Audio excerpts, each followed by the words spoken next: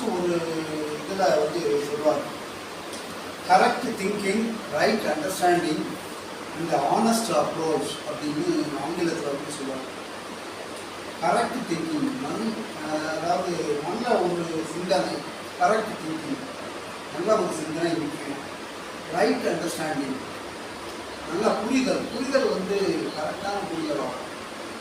இருந்ததுதான் honest approach, அதை வந்து அதை அணுகுமுறை வந்து நல்ல ஒரு அணுகுமுறையாகணும் அப்படின்னு சொல்லுவாங்க. இந்த இதில் வந்து என்னன்னா ரைட்டு அண்டர்ஸ்டாண்டிங், புரிதல் வந்து நல்லா இருக்கணும் அப்படின்னு வந்து மாற்றம் வந்து சொல்லுவாங்க. எப்படி புரிதல் நல்லா இருக்கணும், அதாவது வாழ்க்கைக்கு ரொம்ப முக்கியமானது வந்து புரிஞ்சுக்கிறது, ஒருத்தருக்கு ஒருத்தர் புரிஞ்சுக்கிறது, கணவன் மனைவி புரிஞ்சுக்கிறது, பையனும் அம்மாவும் புரிஞ்சுக்கிறது, அப்பாவும் பையனும் புரிஞ்சுக்கிறது, இந்த மாதிரி இதெல்லாம் வந்து சொல்கிறார். அதனால தான் அந்த போன வெள்ளிக்கிழமை கூட நம்ம குரூப்பில் வந்து இதை பற்றி பேசுகிறாங்க. அதை திருமணமானவர்கள் திருமணமாகாதவர்கள்லாம் இதை வந்து கேளுங்க, இதை வந்து ஜாயின் பண்ணி கேளுங்கன்னு போட்டுருந்தாங்க. இல்லைன்னா அந்த மாதிரிலாம் போட்டுருந்தாங்க நம்ம விஷயத்தில் அப்படின்னு பார்க்கறப்ப இல்லை ஏற்கனவே பரிசீலனை பார்க்கறதுக்கு ஏற்கனவே அதெல்லாம் சரி என்ன சொல்கிறாரு அப்படின்னு வந்து கொஞ்சம் சுருக்கமாக சொல்லுவோம். இதயம் கூர்ந்து கேட்கும்போது மனம் காண்கிறது சரியான புரிதல் என்னும் கலை. அன்பார்ந்த நண்பர்களே, அன்பு பாய்ந்து ஓடும்போது புரிதல் மலர்கிறது. அன்பு பாய்ந்து ஓடும்போது புரிதல் அப்படிங்கிறது மலர்கிறது. சமீப நாட்களாக ஆழ்ந்த நுண்ணறிவு ஒன்று பலமுறை என்னும் தொகுப்பு தோன்றுகிறது. சரியான புரிதல் இருக்கும் இடத்தில் அனைத்தும் சரியாகிறது. கருத்து வேறுபாடுகள் கரைந்து செல்கின்றன, மோதல்கள் ஒய்வு அடைகின்றன. மேலும் முடிச்சில் இருந்து விடுபடுகின்ற நூல் போல சிக்கல்கள் தாமாகவே விடுபடுகின்றன. இந்த உண்மை சரியான புரிதலை தூண்டுவதற்கு உதவுகின்ற சுத்திகரிப்பு பயிற்சியின் நற்பயனை மறைமுகமாக எடுத்துரைக்கிறது. ஆனால் நல்ல புரிதல் இருந்ததுன்னா சரி, இந்த சில சிக்கல்கள், சில ரூல்ஸ் ரெகுலேஷன்ஸ் அதெல்லாம் வந்து கொஞ்சம் விதமாக தளர்வடையுது அப்படின்னு சொல்கிறாங்க. ஏன்னா இப்போ ஒரு இடத்துல நம்ம பொருள்கள் வாங்க போகிறோம் அல்லது ஒருத்தரை வந்து பார்க்க போகிறோம், அவங்க வந்து தெரிஞ்சவங்களாக இருந்தாங்கன்னா நல்லது அப்படின்னு ஏன் அப்படின்னு நினைக்கிறோம். தெரிஞ்சவங்கன்னா என்ன அர்த்தம், அதாவது நம்மளை புரிஞ்சுக்கிட்டாங்க, நம்ம அவங்கள புரிஞ்சுக்கிட்டாங்க, அவங்க வந்து நம்மளை புரிஞ்சுக்கிட்டாங்க. அப்போ நல்ல புரிதல் வந்து இருக்கிறப்ப வந்து ஆட்டோமேட்டிக்காக என்ன நடக்கும், இந்த மாதிரி ஒரு அன்பு மலரும் போது தான் அந்த நல்ல புரிதல் இருக்குது. நல்ல புரிதல் இருக்கிறப்ப வந்து எல்லா காரியங்களும் வந்து நல்ல முறையில் நடக்கும் அப்படின்னு சொல்கிறார். நற்சிந்தனை மற்றும் சரியான புரிதலுக்கான இதயபூர்வமான உறுதிப்பாடு சங்கல்பத்தை ஏற்படுத்திக் கொள்வது என்பதன் பின்னால் உள்ள விவேகம் அந்த கருத்தை பற்றிய தெளிவை பெறுவதற்கு நமக்கு உதவுகிறது. இது வெறும் வார்த்தைகளின் போர்வை அல்ல, இது ஒரு நெருக்கமான நடனம் போன்றது. அதனால் அந்த நல்ல புரிதல் நற்சிந்தனை அப்படிங்கிறது ரொம்ப முக்கியம். நற்சிந்தனை சரியான புரிதலுக்கு வழிவகுக்கும் என ஒருவர் கருதலாம். நல்ல சிந்தனை வந்து நல்ல புரிதலுக்கு வந்து வழிவகுக்கும் அப்படின்னு சொல்லலாம். பல வழிகளில் அது அவ்வாறு தான் நடைபெறுகிறது. ஆனால் உற்று நோக்குகையில் அந்த வாக்கியத்தை மாற்றி அமைத்தாலும் அது உண்மையாக இருப்பதை காணலாம். சரியான புரிதல் சிந்தனையை சீரமைத்து அதை பண்படுத்துகிறது. அதாவது நல்ல சிந்தனை வந்து நல்ல புரிதலுக்கு வழிவகுக்கும் அப்படின்னு வந்து சொல்கிறாங்க. அந்த வாக்கியத்தை வந்து அப்படி மாற்றி போடணும். சரியான புரிதல் வந்து நல்ல சிந்தனையை உருவாக்குகிறது. அது ரெண்டுமே வந்து சரிதான், கரெக்ட் தான் அப்படின்னு வந்து மாஸ்டர் சொல்கிறார். இது வந்து ஏணியின் வெவ்வேறு படிகள் அல்ல, ஒரு பறவையினுடைய 2 ரெக்கைகள் போன்றது. இந்த ரெண்டு வார்த்தைகளுமே வந்து ஒரு பறவைக்கு ஒரு 2 ரெக்கைகள் போல இருக்குது. ரெண்டும் முக்கியம். ஒரு ரெக்கை இல்லைன்னா இன்னொரு ரெக்கையால் வந்து பறக்க முடியாது. மூளை இதயத்திற்கு அனுப்பும் சமிக்கைகளை காட்டிலும் இதயம் மூளைக்கு அனுப்பும் அதிக சமிச்சைகளை அனுப்புகிறது. அதாவது எப்பயுமே வந்து பார்த்தீங்கன்னா பிரெயின் மூளை வந்து நம்ம இப்படி பண்ணு இப்படி செய்யு அப்படின்னு வந்து இதயத்துக்கு வந்து இம்பல் தூண்டுதல் வந்து அனுப்பும். அதே மாதிரி இதயம் வந்து பார்த்தீங்கன்னா சரி, இந்த மாதிரி செய்யணும், இந்த மாதிரி செஞ்சால் நமக்கு இது கரெக்டு அப்படின்னு மூளைக்கு வந்து இதில் வந்து மாஸ்டர் என்ன சொல்கிறாங்கன்னா, மூளையிலிருந்து வரக்கூடிய அந்த தூண்டுதலை விட இதயத்திலிருந்து போகக்கூடிய அந்த தூண்டுதல் வந்து அதிகமான தூண்டுதலாக இருக்குது அப்படிங்கிறாங்க. இப்போ கூட இந்த வார் நடந்துட்டு இருக்கு, என்ன இந்த மாதிரி ரொம்ப வெயிட் பண்ணிக்கிட்டே இருந்தாலே, மோடி வந்து வெயிட் பண்ணியிருக்காரு அப்படின்னு நான் நினச்சேன். ஆனால் அது உண்மையான அர்த்தம் என்னன்னு இப்போ தான் தெரியுதுன்னு ஒரு வாட்ஸ்அப்பில் கூட பார்த்தேன். முதல்ல ஒரு அடி வைக்கிறப்ப கொஞ்சம் நாள் ஆச்சு. ஃபஸ்ட்டு 9 முக்கியமான இடத்துக்கு வந்து அடிக்கிறப்ப நீங்கள் நாளாச்சு. அதுக்கு என்ன அப்படின்னா சரி, அதில் வந்து வாட்ஸ்அப்பில் வந்து அவர் நல்ல புரிதலோட நல்ல சிந்தனையோட இருக்கிறப்ப தான் வந்து கரெக்டான இடத்த வந்து இருக்கா பண்ணியிருக்காரு. சரி, அதெல்லாம் வேண்டாம், அதை அந்த சைடுக்கு போவாங்க. அதுக்கு வந்து இதயத்தின் சீரான லய அதிர்வுகள் பகுத்தறிவு செயல்பாடுகளின் இருப்பிடமாக மூளையின் முன்புரணி தெளிவாக செயல்படுவதற்கு உதவுகிறது. இந்த இதை வந்து மாடர்ன் நியூராலஜி வந்து செயல்படுத்திக்கிறாங்க. இப்போ இந்த இதெல்லாம் நற்சிந்தனை, நல்ல புரிதல் இதெல்லாம் வந்து வருவதற்கு என்ன காரணம் அப்படின்னா வந்து மூளையினுடைய முன்பகுதி வந்து பார்த்தீங்கன்னா அதுதான் வந்து காரணம். சில பேருக்கு பார்த்தீங்கன்னா இந்த நெச்சி வந்து ஏறு நெத்தியாக இருக்குது, அதாவது முன்னாடி வந்துருக்கு அப்படின்னு சொல்லுவாங்க. நல்ல சிந்தனையாளர்களுக்கு வந்து பார்த்தீங்கன்னா இந்த நெச்சி வந்து முன்னாடி வந்த மாதிரி இருக்கும், நல்ல டெவலப்டாக இருக்கும். மூளையில் வந்து கார்டெக்ஸ் மெடுலா அப்படின்னு 2 இருக்குது. அதாவது மேற்பரப்பு உள்பரப்பு அப்படின்னு இருக்குது. அதில் வந்து இந்த நல்ல சிந்தனை எல்லாம் எதுலேருந்து வருது? மூளையினுடைய முன்புறம் உள்ள புறணினா அவுட்டர் கார்டெக்ஸ், புறணிங்கிறது கார்டெக்ஸ். அதனால் இந்த மாதிரி நல்ல சிந்தனை எதிலிருந்து வருது? இந்த மூளையினுடைய முன்பகுதியில் வந்து இருக்கக்கூடிய மேற்பகுதியிலிருந்து வருது அப்படின்னு மார்க்ஸ் சொல்கிறார். ஏன்னா அவர் மார்க்ஸ் வந்து எப்பயுமே சயின்ஸ் படித்தவர். Science, human pharmacology, human physiology இதெல்லாம் படித்ததுனால அதை பற்றி அந்த சயின்ஸோட ரிலேட் பண்ணி சொல்லுவாங்க. முதலில் வெளிப்படுவது அன்பு, அதை தொடர்வது சிந்தனை. சிந்தனை நல்ல சிந்தனை வரணும் அப்படின்னா சரி, எனக்கு அன்பு இருக்கணும். முதல்ல யார் தெரிஞ்சவங்களோ தெரியாதவங்களோ அவங்க மேலே வந்து நமக்கு அன்பு இருந்ததாலே அவங்களுக்கு நம்ம வந்து ஹெல்ப் பண்ணணும் அப்படிங்கிற ஒரு சிந்தனை வந்து வரும். சரியான புரிதலை வளர்த்துக்கொள்ள துணை புரிவது எது? அதாவது இதயம் கடந்த கால பதிவுகளின் சுமையால் பாரமாக இல்லாத போது புரிதல் வேறுபடுவதற்கான சூழல் அங்கு உருவாகிறது.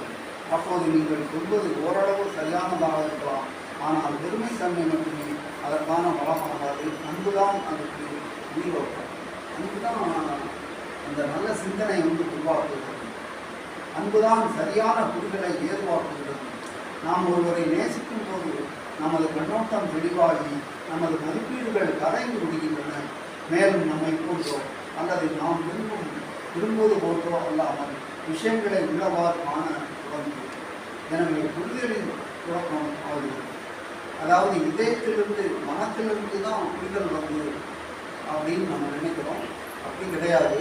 இதயத்திலிருந்து அன்பு ஏற்பட்டு அன்பு வந்து மனதுக்கு வந்து மனதில் உள்ள ஈகோவெல்லாம் குறைந்து அதனால் நல்ல புரிதல், அறிவு, நுண்ணறிவு இதெல்லாம் வந்து ஏற்படுகிறது அப்படின்னு வந்து மாஸ்டர் சொல்லியிருக்கிறார்.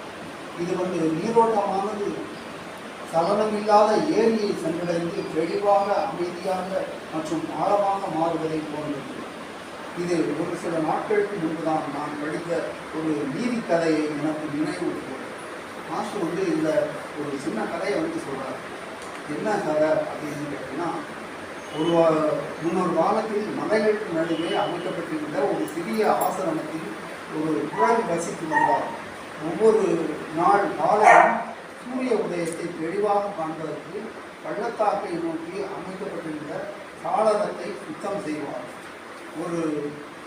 ஒரு நாள் அங்கு வந்திருந்த வழிபோக்கர் ஒருவர், ஏன் தினமும் காலையில் இந்த சாளரத்தை சுத்தம் செய்வதில் நேரத்தை உருவாக்குகிறீர்கள்? நீங்கள் பார்க்காவிட்டாலும் சூரியன் உதிக்கத்தானே போகிறது என்று துறவியிடம் கேட்டார். அதற்கு அந்த துறவி சிரித்து கொண்டே சொன்னார், உண்மைதான், ஆனால் இந்த சாளரம் சூரியன் இதன் வழியாக பிரகாசிப்பதற்காக அல்ல, அதன் வெளிச்சத்தை நாம் பெறுவதற்காக உள்ளது. சாளரம் அழுக்காக இருந்தால் நிழல்களை கண்டு உருவங்கள் எதுவும் மேகங்களை கண்டு புயல் வரவும் என நான் தவறாக புரிந்து கொள்கிறேன் என்றார். இப்போ சூரிய உதயம் இருக்குது, ஜன்னல் இருக்குது, சாதாரண ஜன்னல் இருக்கும். அதிலேருந்து வரக்கூடியது டெய்லி அந்த துறவி வந்து ஜன்னலை தொடச்சி வச்சுருக்காங்க. அது ஏன் அப்படி டெய்லி தொடங்குறீங்க? சூரிய வெளிச்சமே வரல அப்படின்னு அவங்க ஒரு வழிபோக்கத்தில் கப்பலை சொல்கிறாங்க. அதாவது அந்த சாளரம் வந்து நல்லா சுத்தமாக இருந்தாலும் சூரிய ஒளி வந்து கிடைக்கும். அது வந்து அழுக்கடைந்து இருந்ததுன்னா அந்த அழுக்கு வந்து இங்கே சூரிய வெளிச்சத்தில் அழுக்கழுக்காக வந்து தெரியும். இப்போ பெரிய புயல் வரப்போதோ என்னமோ அப்படின்னு நான் நினைக்க வேண்டியது. அதாவது என்ன சொல்கிறாரு, தப்பான ஒரு முடிவுக்கு நான் வந்துருந்தேன். சிந்தனை நல்ல சிந்தனையாக இருந்தோம்னா நல்ல ஒரு புரிதல் கிடைக்கும். சிந்தனையே தவறுதலாக இருந்ததுன்னா நல்ல புரிதல் இல்லை அப்படிங்கிறதுக்கு ஒரு உதாரணமாக இந்த மாசம் சொல்கிறாங்க. பாரபட்சம் பழக்கப்படுத்தப்பட்ட விதம், முன்பு ஏற்பட்ட மனக்காயங்கள் மற்றும் பிடிவாதமான கருத்துக்களால் சிலந்தி விலைகள் தடையாகின்றன. அன்றாட வாழ்க்கையில் வந்து நமக்கு தவறான புரிதல்கள் வந்து ஏன் வருது? எல்லாருக்கும் நல்ல ஒரு அண்டர்ஸ்டாண்டிங் வந்து பாருங்க. பாரபட்சம் புரிஞ்சு அதான் மகாபாரதத்தில் பார்த்தீங்கன்னா கர்மர் வந்து கேட்குறாரு, ஈரம் இருக்க மரம் இருக்க இலை இருந்து போவானு. ஒரு பெரிய மரம் இருக்குது, அதில் கீழே ஈரமாக இருக்குது, நல்லா இருக்குது. அப்போ ஈரம் இருக்குது, மரமும் நல்லா தான் இருக்குது, ஏன் இலை இல்லாமல் இருக்குது? இலை இருந்து போவானு. அப்போ அதுக்கு கர்மர் வந்து தன்னுடைய சகோதரத்தை வந்து சொல்வாரு, வாரம் சொல்லி வரக்குறைத்து மண்மேல் நின்று ஓரம் சொன்னவன் புதியது போல் உலர்ந்து கிடைக்கும் தம்பியரே அப்படின்னு சொல்றாரு. அந்த காலத்தில் வந்து ஒரு பெரிய மண்மேடு மாதிரி இருக்கும். மண்மேடு மேலே ஒருத்தர் இருந்து தீர்ப்பு சொல்வார். ஒரு சின்ன வழக்குனா வழக்கை வந்து தீர்ப்பு சொல்வார். வாரம் சொல்லி வரக்குறைத்து மண்மேல் நின்று ஓரம் சொன்னவன் புதியது. ஒரு சாராருக்கு நியாயமாக சொல்லணும்ல, அவங்களுடைய புதினா அதாவது அவங்களுடைய குடும்பங்கள் இதெல்லாம் வந்து நல்லா இருக்காங்க. அதே போல் இந்த மரம் வந்து இது என்ன செஞ்சிடும் அந்த காலத்தில்? அதனால் மரம் இருக்குது, ஈரம் இருக்குது, ஆனால் இலை இல்லாமல் போயிடுச்சு அப்படின்னு சொல்லுவாங்க. அதனால் வந்து இந்த இதில் வந்து என்ன பாரபட்சங்கிறது வந்து இருக்கக்கூடாது. நமக்கு வந்து எல்லாருக்குமே அந்த பாரபட்சம் இருக்கக்கூடாது. பழக்கப்படுத்தப்பட்ட விதங்கள் நம்ம எந்த அளவுக்கு இந்த பழக்கப்பட்டிருக்கோமோ அதை பொறுத்து முன்பு ஏற்பட்ட மனக்காயம்.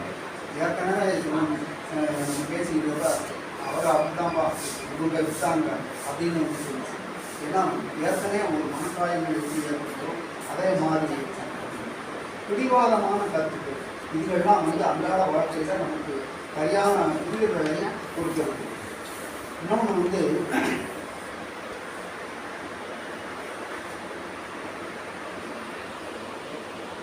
ஒரு இளம் தம்பதியினர் உள்ளனர். அவள் அதிக மன அழுத்தத்திற்கு ஆளானவள் உணர்ந்தாள். அவளும் அன்றைய நாள் முழுவதும் தொடர்ந்து வேலைப்படுத்தினால் அமைதியாக இருக்கிறான்.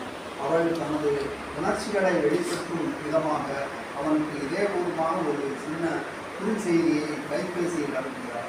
அதாவது ஹஸ்பண்ட் ஒய்ஃப் இருக்காங்க, அவர் வந்து வேலைக்கு போயிருக்காரு. வேலைக்கு போயிட்டு வரல, வேலை கடுவாக இருக்குது. அப்போ அந்த நீங்கள் நேராக வரலையே அப்படின்னு ஒரு மெசேஜ் விதமாக வந்து அனுப்புகிறாங்க. உடனே இவர் வந்து என்ன பண்ணுவார், ஒரே வரி சரி நாம் உடனே பேசலாம் அப்படின்னு சொல்கிறார். அவர் அங்கேருந்து கொடுக்குறார். அவள் வேதனைகளால் அவளது மனம் அவள் அக்கறை உள்ளவில்லை என சில அனுமானங்களை புனைகிறது. அப்போ அந்த அம்மா வந்து என்ன நினைக்கிறாங்க, அவர் நம்ம மேலே ஒரு புரிதல் இல்லை, நம்ம மேலே அக்கறை இல்லை போகிறது இருக்குது, அதான் அப்புறம் பேசிக்கலாம்னு சொல்கிறாரு அப்படின்னு சொல்லி சொல்கிறார். ஆனால் அவனும் நான் உண்மையில் உன் அறிவில் இருந்து பதிலடிக்க விடுகிறேன் என்று நினைக்கிறான். ஆனால் அவர் வந்து அந்த ஹஸ்பண்டு வந்து நினைக்கிறது ஒன்றா இருக்குது, அவர் பேசுகிறது நான் இதை பற்றி நம்ம அப்புறம் பேசிக்கலாம்னு பேசுகிறாரு. அதனால் அந்த ஒய்ஃப் வந்து அவரை பற்றி கொஞ்சம் தவறான ஒரு புரிதலுக்காக புரிஞ்சுக்கிறாங்க. இரண்டு இதயங்களும் இணைப்பையே நாடுகின்றன. இந்த ஹஸ்பண்டு ஒய்ஃபை விரும்புகிறாங்க, ஒய்ஃபு ஹஸ்பண்டை வச்சுக்காங்க. இரண்டு இதயங்களும் இணைப்பையே நாடுகின்றன. ஆனால் அனுமானம் என்ற ஒரு குறுகிய இடைவெளி தவறான புரிதல் விளங்குகிறது. அனுமானம் என்பது அசியூம் நாங்கள் காலேஜில் வந்து பார்த்தோம்னா ஒரு ஒரு சிரிப்பான ஒரு இதெல்லாம் சொல்லுவோம். ஸ்டூடெண்ட்ஸ்கிட்ட வந்து சொல்லுவோம், டோன்ட் அஷ்யூம், இது assume as will come before you and me அப்படின்னு சொல்லுவோம். இன்னும் என்ன சார் இப்படி வைக்கிறீங்க, அஷ்யூம் பண்ணிங்கன்னா கழுதை வந்து எனக்கு உனக்கும் எனக்கு முன்னாடி வரும்னு சொல்லுவீங்க அப்படின்னு வந்து பையன் கேட்பாங்க. அப்போ போர்டில் வந்து எழுதுவோம், அஷ்யூம் ஸ்பெல்லிங் என்ன, ஏஎஸ்எஸ் யூஎம்இ. ஆஸுங்கிறத முதல் ஏஎஸ்எஸ்னா ஆஸ்னா கழுதை, ஆஸ் யூ யூனா நீங்கள், மீ எம்இனா மீ நான். உனக்கு எனக்கு முன்னாடி ஆஸ் தானே வருது, சரிதானே நான் சொன்னது அந்த மாதிரி அர்த்தத்தில் தான் சொல்கிறேன் அப்படின்னு நாங்கள் சும்மா ஒரு ஜோக்குக்காக சொல்லுவோம். அதை தான் வந்து மாஸ்டர் சொல்கிறாரு, அஷ்யூம் பண்ணாதீங்க, எதையுமே அப்படி இருக்கும்னு நான் நினச்சேன், இப்படி இருக்கும்னு நினச்சேன், இந்த மாதிரி இருக்கும்னு நினச்சேன், அந்த மாதிரி டோன்ட் அஷ்யூம். அதை தான் வந்து சொல்கிறாரு அனுமானம் அப்படின்னு வந்து சொல்கிறாரு. அதே மாதிரி ஒரு தாய் வந்து தன்னுடைய 13 வயது மகனோட வந்து இருக்கிறாங்க. அப்போ மகன் வந்து பேசவே மாட்டாங்க, மகன் பேசவே இல்லை அப்படின்னு வந்து என்ன இப்படியெல்லாம் இருக்குது அப்படின்னு நினச்சி என்னடா என்ன விஷயம் என்னன்னு கேட்பாங்க. உண்மை இல்லைம்மா அப்படின்னு. அப்போ அந்த 2 பேருக்கு இடையில வந்து அந்த புரிதல் வந்து சரியாக வந்து இவனுக்கு வந்து வேறு ஒன்றும் இல்லை, தவறான புரிதல் வந்து கொஞ்சம் கொஞ்சமாக நீங்கி பக்கத்தில் அம்மா வந்து பையன் பக்கத்தில் உட்காந்துருக்கிறப்ப கொஞ்சம் கொஞ்சமாக இருந்து ஒரு தவறுதலாக நினைக்கக்கூடியது வந்து அப்புறம் வந்து அன்பு வந்து பாதி இருக்கிறது, இந்த பாதியின் மூலமாக இதயத்திற்கு சொல்லுகிறது. அன்பு இதயத்தின் நிலைபெறுவதற்கு செவி வழியாக நுழைகிறது அப்படின்னு. பணிவு அதை பற்றி சொல்லுவாங்க, சாளரத்தில் சுத்தமாக வைத்திருக்க உதவும் வழி எது, சாளரத்தை சுத்தமாக வைத்திருக்கும் இது பணிவு அப்படின்னு. அதாவது நம்ம நல்ல சிந்தனை இதெல்லாம் வரணும்னா பணிவு வேணும். அப்போ அந்த பணிவு இதெல்லாம் வரணும் அப்படின்னா சரி, அதுக்கும் மூல காரணம் என்ன அப்படின்னா சுத்திகரிப்பு அப்படின்னு. இதெல்லாம் நம்ம என்ன செய்யணும், சம்ஸ்காரங்கள் எல்லாம் வராமல் இருக்கணும், நமக்கு அந்த மாதிரி இல்லாமல் இருக்கணும் அப்படின்னா சரி, நம்ம என்ன செய்யணும் அப்படின்னா சுத்திகரிப்பு வந்து செய்யணும் அப்படின்னு சொல்கிறார். அதாவது அகங்கார பாரபட்சம் கடந்தகால மனப்பாறைகள் நடக்கப்பட்ட போது எதிர்மறையான பதிவுகள் உருவாகின்றன. இவையெல்லாம் நமக்கு மாறணும் அப்படின்னா சரி, அன்பான சிந்தனையும் இதயமும் மனமும் அடைந்து ஒருங்கிணையும். அப்படி ஒருங்கிணையும் இருந்தால் நல்ல சிந்தனை வந்து ஏற்படும். அப்போது வந்து என்ன நடக்கும், ஒரு கண்ணை மாற்றம் ஏற்படும். கண்ணை மாற்றத்தின் மூலமாக நமக்கு நல்ல சிந்தனை ஏற்படும், நல்ல புரிதல் ஏற்படும். நல்ல புரிதல் பற்றி கூடனா ஆட்டோமேட்டிக்காக நமக்கு நம்ம வாழ்க்கை வந்து அப்படின்னு கிட்டத்தட்ட ஒரு 10 பக்கங்கள் வந்து 10 பக்கங்களில் வந்து ரொம்ப ஷார்ட்டாக சொல்லிச்சு.